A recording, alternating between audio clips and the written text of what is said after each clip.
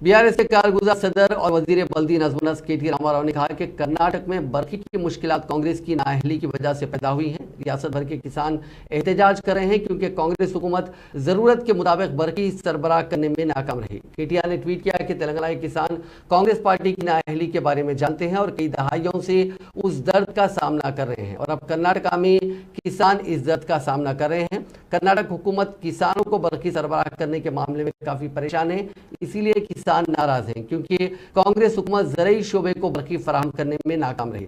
यादगीर में 7 घंटे बरखी की फराहमी का मुतालबा करते हुए किसानों की यूनियनों की क़यादत में जुमेरात को बरखी के दफ्तर पर एहतजाजी मुजाहरा किया गया था। किसानों ने अपनी तशवीश का इजहार किया कि जिले में मिर्च, कपास, लाल जवार और धान की ज्यादातर फसलें बरखी की नाक़िस सरबराही की वजह से तबाह हुई हैं।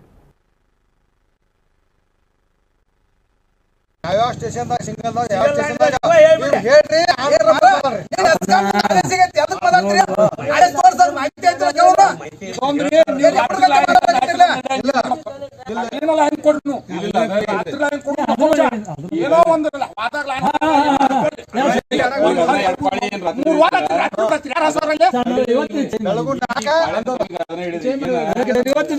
ಸಿಂಗಲ್ ಬೇಕ್ರಿ